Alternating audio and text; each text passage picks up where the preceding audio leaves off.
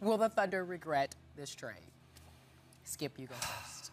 Stephen A. Smith, James Harden deserved every penny of the max contract. No denial here. He absolutely did. And he immediately went out on the road in Detroit and backed it up. You can go beast mode game, you can go monster game, whatever kind of game you want. He backed it up and made a resounding statement that echoed all the way back to my hometown of Oklahoma City. You blew it, Thunder. James Harden, listen, he brought that team back last night, Stephen A. That was not a simple game to win. He'd had no practice time with his new team. They are down 8 with 9:22 left, and they won by 9, mostly because of James Harden.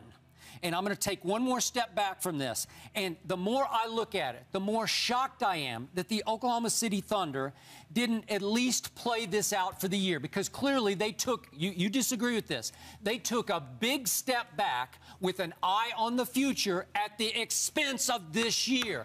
I don't get it, because they could have played out this year. They could have done a sign and trade for James Harden, or silly me, I thought about this. You could amnesty Perkins, and you could just flat out open your pocketbook and pay the luxury tax that it would cost to sign James Harden to a max. It was doable. I know some of those owners there, Stephen A., they have a whole lot of money, serious money, and it's almost like on principle they said, we're not going to pay that much luxury tax. Why not? There he is, beast mode, 37 and 12 assists, in Detroit, comeback win, and you don't have him. What are you doing, Oklahoma City? And what are you doing, Stephen A., picking Oklahoma City, even though they don't have James Harden anymore? Number one, if you're an owner, you do what you want to do. We're not in the business of questioning owners, because they always do what they want to do. You understand there's nothing we can do about them, because they can't be fired and they ain't going to fire themselves. So that's a moot point. If you're Sam Presti, you have a mandate that you do not want to go above the $95 million threshold. The luxury tax is at $70.8 million. The ownership gave him a mandate. This is our price. This is how far we're willing to go. Work it out. He tried to work it out. James Harden didn't want to work it out. He saw the opportunity to get $80 million over 5 years as opposed to $60 million over 4. That's an extra year security in the NBA at $26 million more than he was going to get offered from Oklahoma City. So it's not a question of keeping James Harden. It's a question of what do you get for losing him, because in all actuality, no matter what he says, he wasn't trying to stay and pass up on $20 million that was available in Houston. But he would have stayed for the max, obviously. No. They could give him 4 years, $60 million. Okay, that's their fault. I'm sitting there and I'm saying to you, he took the hard line stance because he knew it wouldn't be matched. As a result, they would try to move him. His agent is Rob Pelinka, the same dude as Kobe Bryant and Andre Iguodala and those boys. And Rob Pelinka is very good at what he does, and he knew that he was in a position to get $20 more million.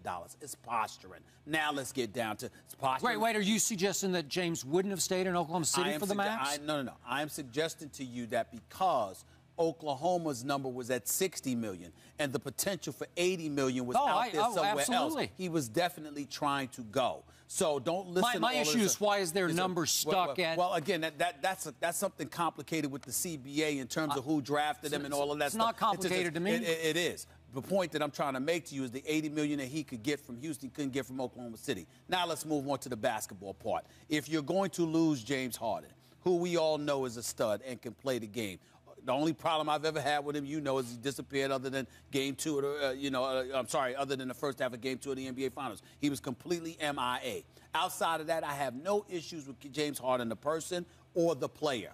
But at the same time, no disrespect to James Harden, because you can ball, bro. He ain't Kevin Durant. Let's stop that. Kevin Durant, $85 million. I'm sorry. I don't think James Harden belongs in the same ballpark as James Harden. Kevin Durant belongs in the same ballpark as James Harden. I think that's blasphemous. Clearly he can play. Clearly he can ball. But in the same breath, as Kevin Durant, you better watch your mouth. It ain't happening. So what's your point? So if you're Oklahoma City, I'm not trying to pay him as nearly in the ballpark that I paid Kevin Durant, number one. And number two, what can I get for him? I got a dude in Kevin Martin. He's erratic. He could sit there and drop 40. And then another night he could go 1 for 20. I get that. But he's a sharpshooter from the perimeter. He scores, okay? He averaged 17 last year, which basically shot 41% from the field, was basically career low because he had shoulder problems last year. Still averaged 17 points per game. And on top of it all, he's huge in pick and rolls. Now, I'm not trying to go all Tiago Splitter on you when you're sitting up there talking about he sets a mean pick, one of your most embarrassing moments. No, one of your most embarrassing moments on this show. He sets mean picks. So that's what your point was? Wait a second. That was your point was? Greg Popovich is a fool then to say that? No. Oh, that's what I got that from Greg Popovich. I'm not saying that you were wrong in saying it. I said that it was one of your, let's be clear, let's qualify for our audience. I said it was one of your most embarrassing moments because you tried to tell me that was one of the reasons the Spurs was going to go to the finals because Tiago Splitter sets a mean pick. He's like the ninth man. That's what he does best. Did you say that? That's what I said. I did because he does and they love it. He sets a mean pick. The coaching staff loves him. Splitter. I mean, you got to be kidding me. And you know what? So all I'm saying to you is this. He made a difference last night in New Orleans. Well, he did. Please stop it. The point that I'm trying to make to you is this.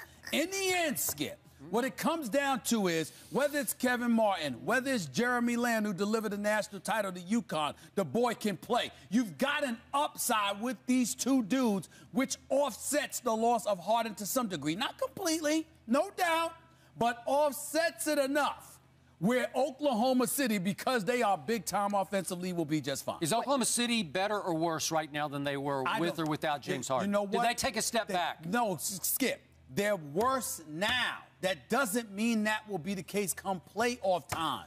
Because Kevin Durant and Russell Westbrook are the cornerstones of that franchise. And to me, as long as you've got those two balling, you'll be just fine. As long as you got Westbrook taking a lot of shots that Durant should be taking, you'll be just fine. But since you said it got to the finals. Did it get to the finals? Harden's not there. Lakers have a legitimate chance. You still think so? Absolutely. I mean, the door swung wide open in the West. I was picking the Thunder. Okay. Until that trade, they took, you know in your heart, they took a step back. And it will be a permanent step back. I'm not denying that they took a step back for the time being. But come playoff time, whether it's Kevin Martin showing that he's got a resurgence going on with his career, or it's Kevin Durant becoming a little bit more aggressive, the Oklahoma City Thunder are still the team to beat in the West. Okay, I want you on record. Bottom line. I want you on record. So they will be a little better without James Harden come playoff time. No.